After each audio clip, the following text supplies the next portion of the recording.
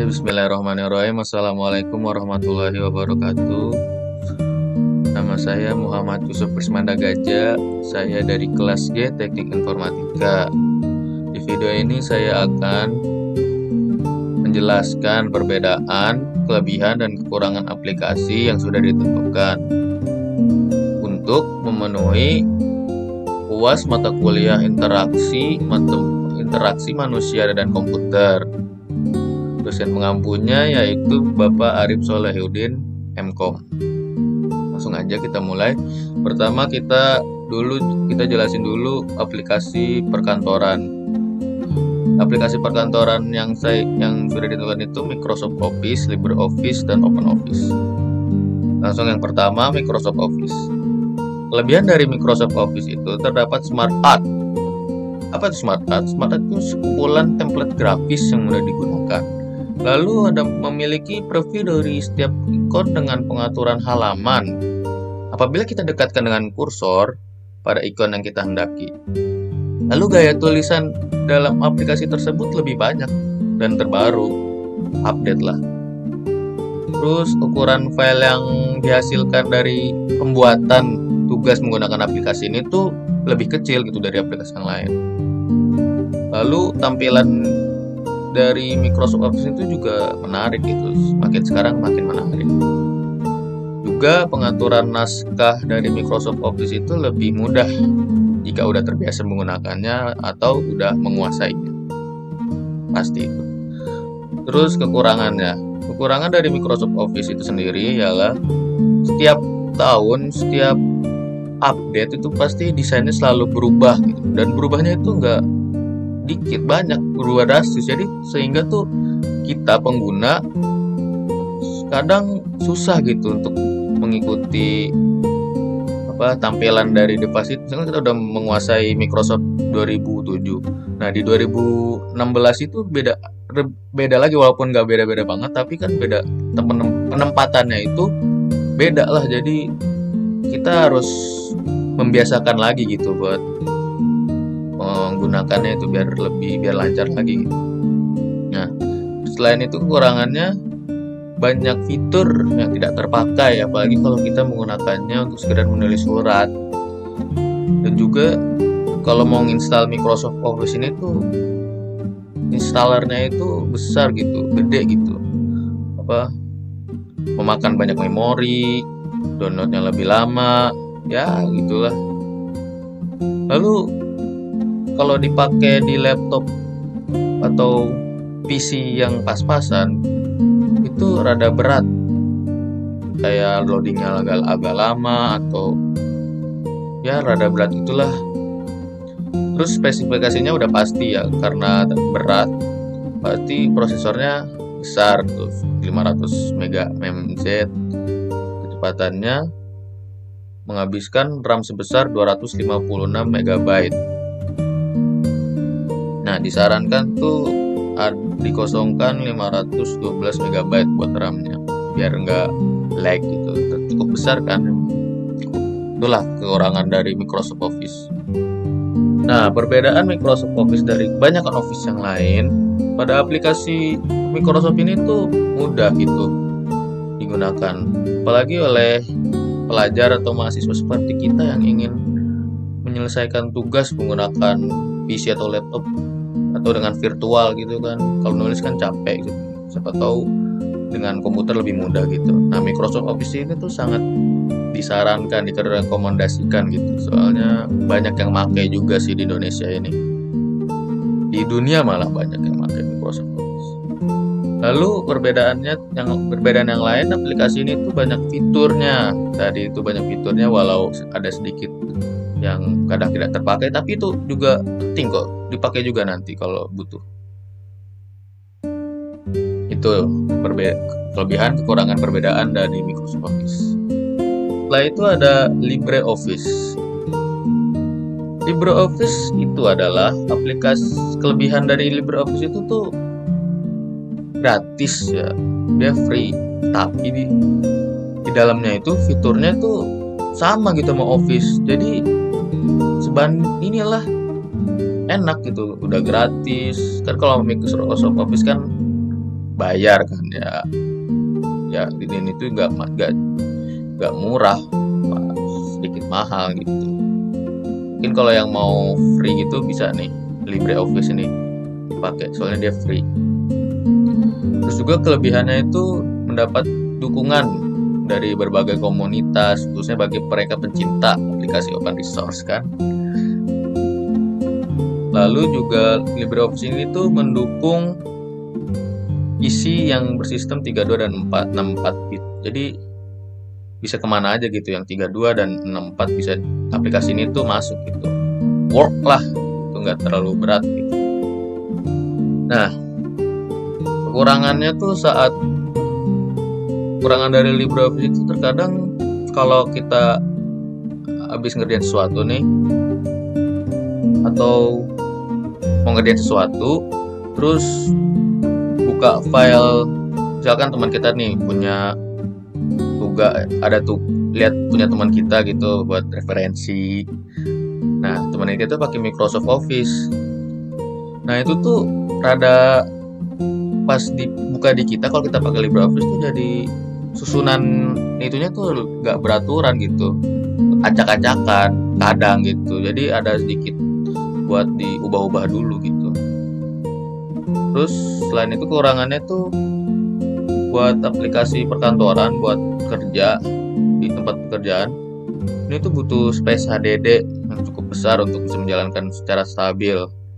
Hampir sama dengan Microsoft 2007. Kan tetapi untuk saat ini mungkin enggak sih, kan banyak juga PC yang udah semakin zaman kan semakin memumpuni gitu. Dan yang dulunya ada 4 GB mahal, sekarang mungkin harganya rada turun gitu, lebih murah gitu dari zaman dulu, makin berkembangnya zaman. Lalu perbedaan dari LibreOffice dari Office kebanyakan lain itu dari jenis fontnya. Dari jenis fontnya itu bervariasi banyak gitu. Terus tata letaknya juga pastilah berbeda dengan Office yang lain, kan tadi udah dijelaskan. Nah, setelah itu ada aplikasi OpenOffice.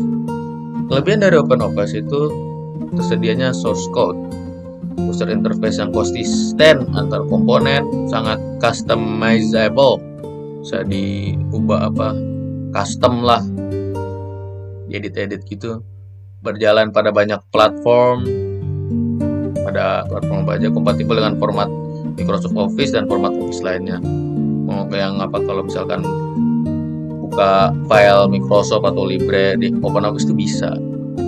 Terus format open dokumen yang terbuka dan fleksibel, ekspor ke PDF. Terus juga di OpenOffice itu ada shortcut yang ekspor ke PDF-nya tuh langsung gitu kan. Kalau Microsoft kan harus ke browser dulu, terus baru pilih mau jadi PDF atau atau Word gitu.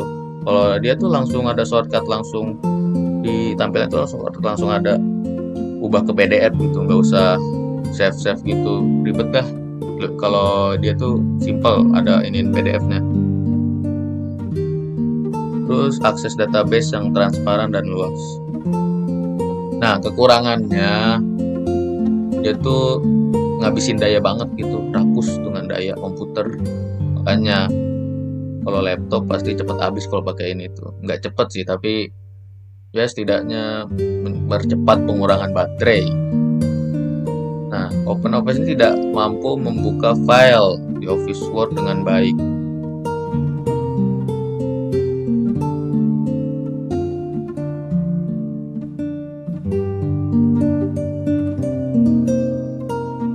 Walaupun bisa ya, tapi sama kayak Libre sih, suka acak-acak gitu. Nah, perbedaan aplikasi OpenOffice dengan Office yang lain atau aplikasi kantor yang lain itu, selain memiliki fungsi pengolahan data atau ngetik-ngetik gitu, OpenOffice ini punya fungsi lain lagi, lebih banyak gitu, kayak membuat gambar, pengolahan data, web editor, bahkan database ataupun formula editing.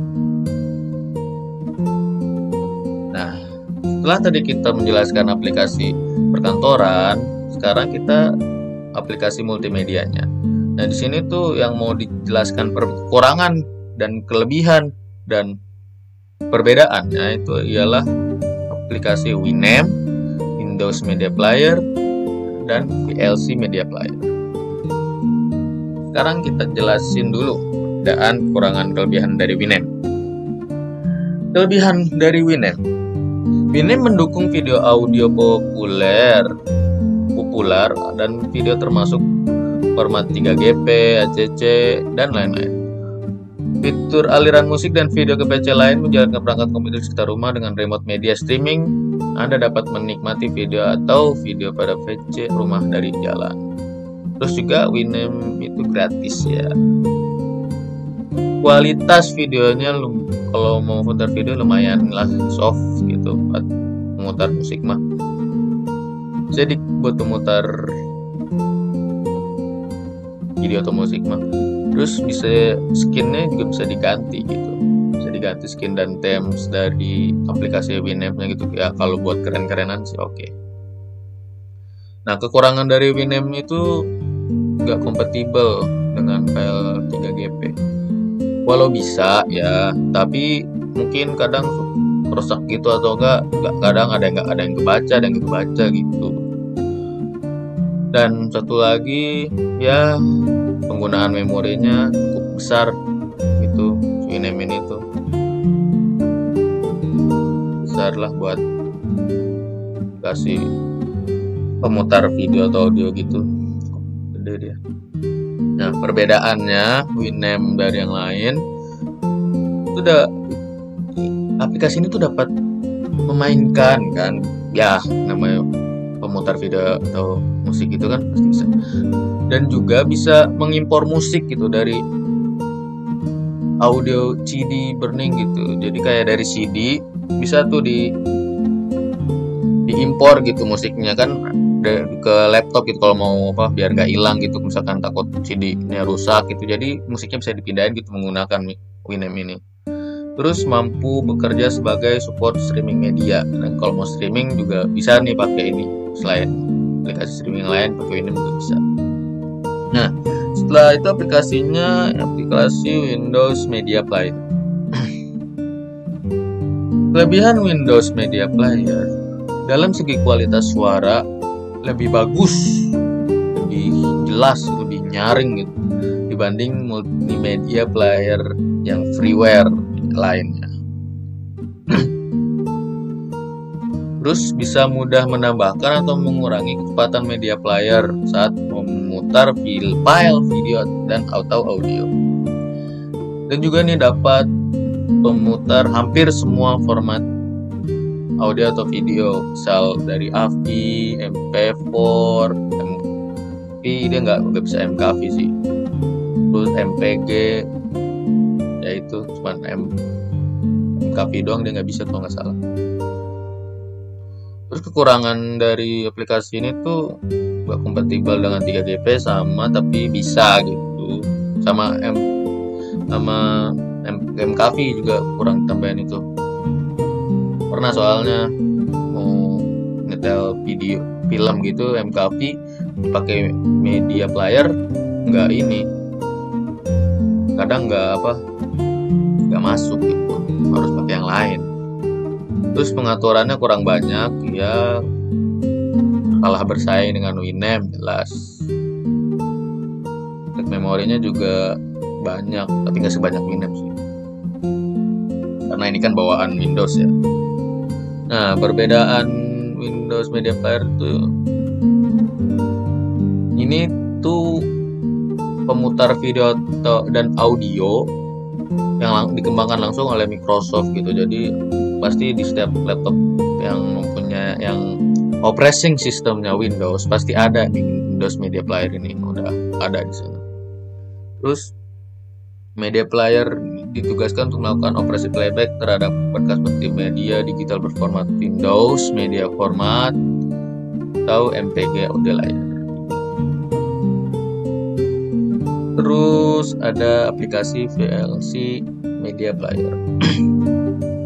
Kelebihan dari aplikasi VLC itu dapat memperbaiki masalah sinkronisasi antara video atau audio dan subtitle. Maksudnya tuh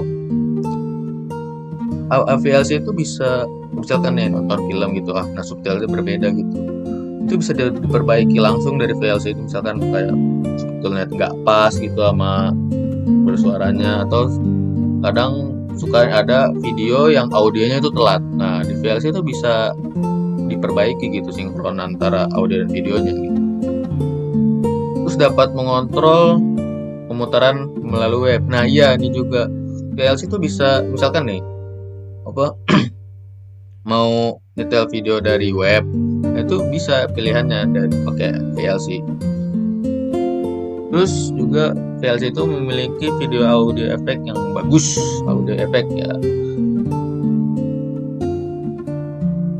Nah kekurangan dari VLC itu yang saya dapat cuma satu, memiliki kelemahan keamanan. Karena dulu sempat ada beritanya kalau nggak salah VLC ada virus gitu, lupa sih. Iya, keamanan, pokoknya tentang keamanan itu VLC katanya kurang aman di beritanya itu tuh. Nah perbedaan multimedia VLC ini dengan yang lain, ini tuh bisa apa aja gitu, bagus gitu, dari MP3, MP4, MKV, MPG, musik juga bisa pakai VLC diputar. Terus juga buat video-video yang HD, yang high definition, yang bagus lah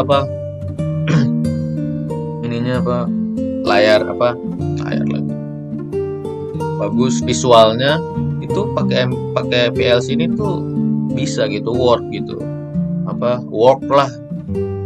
Kalau tadi kan kayak media player gitu nggak bisa kan, bukan nggak bisa tapi jelek jadinya itunya. Terus WNM juga sama, tapi WNM bagus, masih bisa WNM.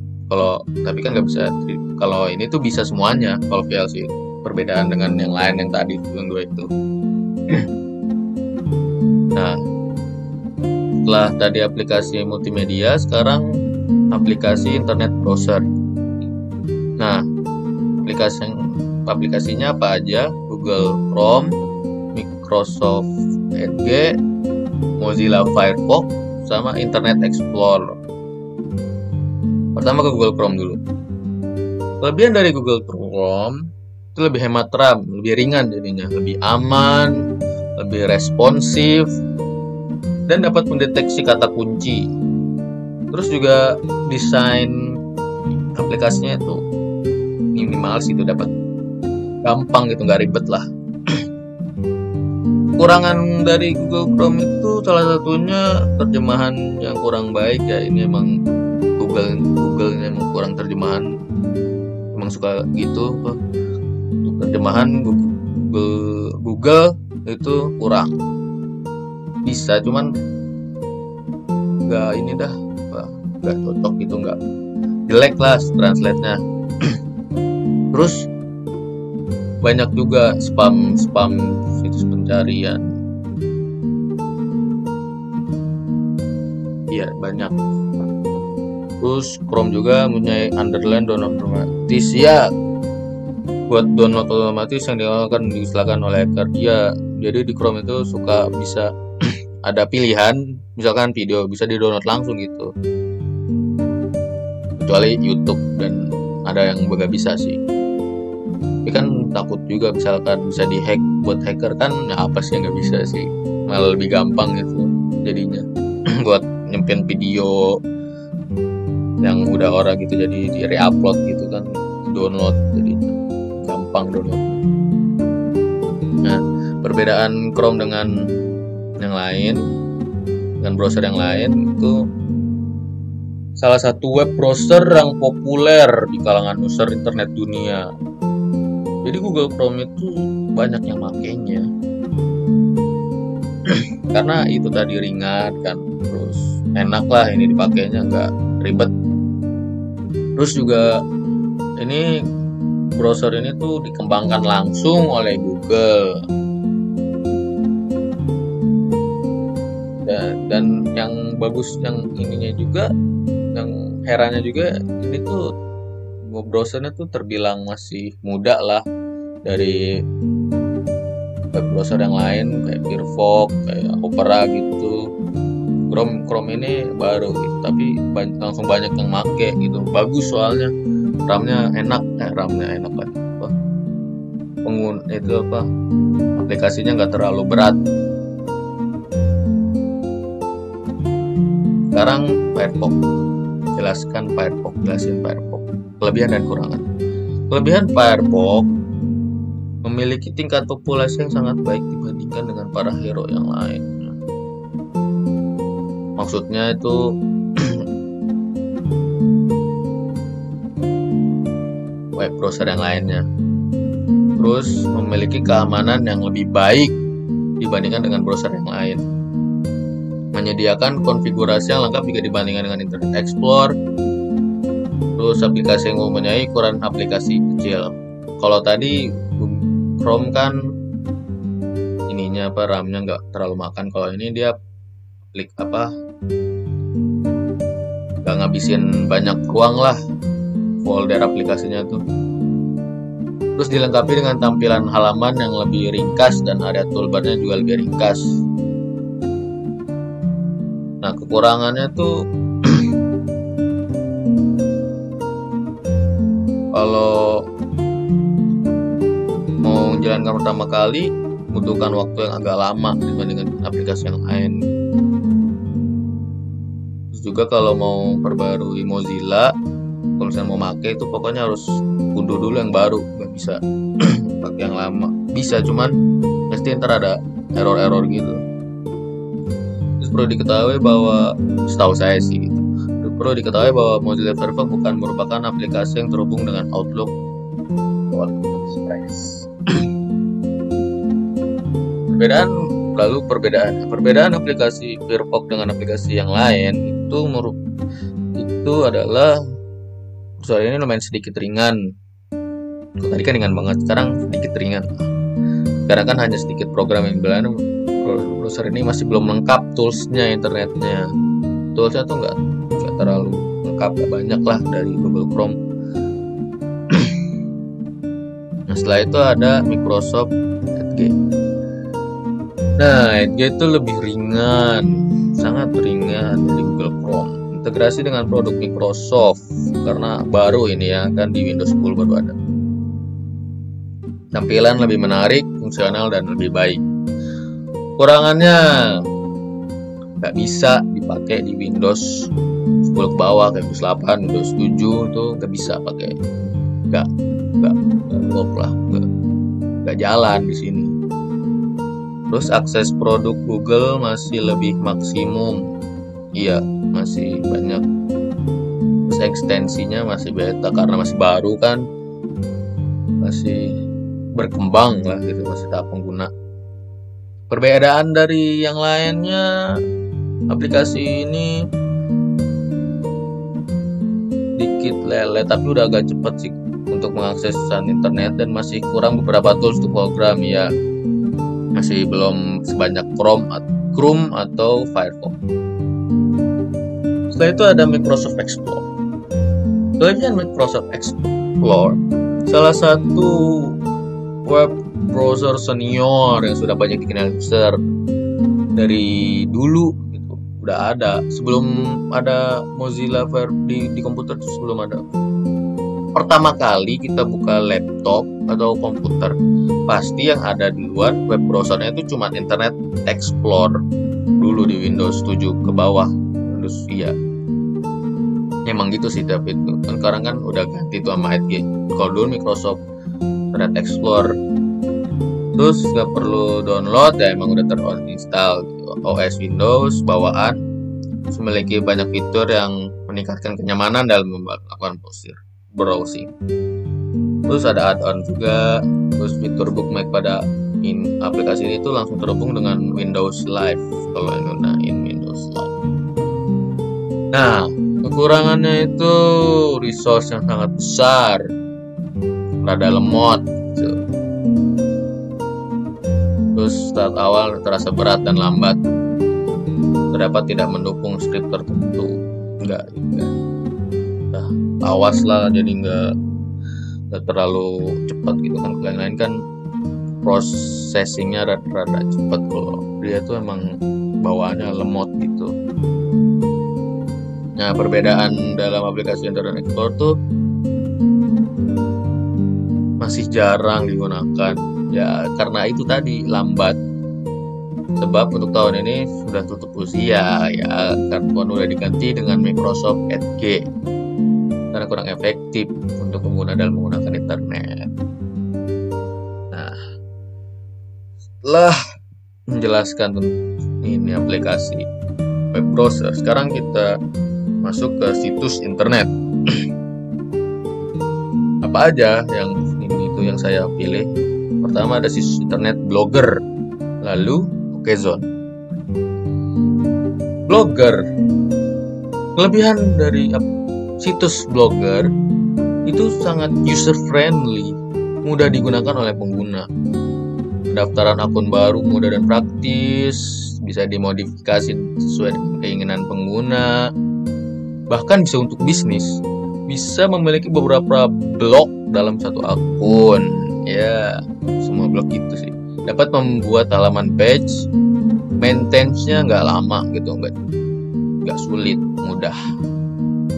Nah, kekurangannya tuh ya dari segi tampilan B aja lah, biasa aja. Menulis artikel di blogspot kurang bagus, kurang leluasa. Terikat dengan peraturan Google, masih memiliki resiko banned, template bawaan sangat sedikit, rentan terhadap virus, rentan terhadap hacker, karena banyak itu beritanya. Kalau di Blogger itu banyak akun-akun blogernya yang ke hack, bahkan kena virus gitu. Jadi misalnya ada blog gitu, kita buka blognya, padahal tuh blognya nggak berbahaya, tapi di dalam blog itu tuh ada virus gitu. Makanya kita butuh di internet itu, kita butuh internet security biar nggak kena blog-blog yang kena virus gitu. Biar virusnya tuh nggak ke komputer kita, kan bahaya gitu virus blog gitu. Nah, setelah Blogspot ada Okezone. Saya pilih Okezone. Kelebihan dari Okezone, informasi di dalam Okezone itu cepat dalam menyampaikan informasinya yang didapat dari masyarakat. Jadi up to date lah dia, cepat banget. Update 24 jam secara terus menerus. Ini susah sih. Ini nggak biasa di media cetak, kadang suka lama, dua hari sekali lah, seminggu sekali baru ini. Bukan seminggu sekali sih, kayak lebih lama lah. Kalau ini 24 jam mantap Okezone ini. Terus berita yang dimuat itu bahasanya mudah dipahami, redaksional yang mudah dipahami. Ya, ini berkat kerja para penulisnya kan, yang membawakan beritanya. Terus konten berita di okezone.com ini ditulis secara tajam, singkat, padat, jelas, dan dinamis sebagai respon terhadap tuntutan masyarakat yang semakin efisien dalam membaca berita. Selain itu, konsep portal berita online juga semakin menjadi pilihan masyarakat karena sifatnya yang up to date dan melaporkan kejadian peristiwa secara instan pada saat itu juga, sehingga masyarakat tidak perlu menunggu sampai esok hari untuk membaca berita yang baru saja terjadi di masyarakat. Kurangannya, banyak iklan yang muncul saat mengaksesnya. Lalu, belum memiliki portal forum bagi pembaca seperti yang lainnya. Jadi belum ada forum diskusi buat penggunanya gitu. Ya, Okezone itu doang sih, terlalu penting lah masih. Nah, mungkin itu saja penjelasan aplikasi, penjelasan perbedaan, kelebihan, kekurangan ada aplikasi dari aplikasi di aplikasi web browser, terus aplikasi perkantoran, aplikasi multimedia, dan juga ada penjelasan kelebihan perbedaan tentang situs media gitu. Ini cukup sekian dari saya. Kurang lebihnya mohon maaf. Wabillahi taufik wal hidayah. Wassalamualaikum warahmatullahi wabarakatuh.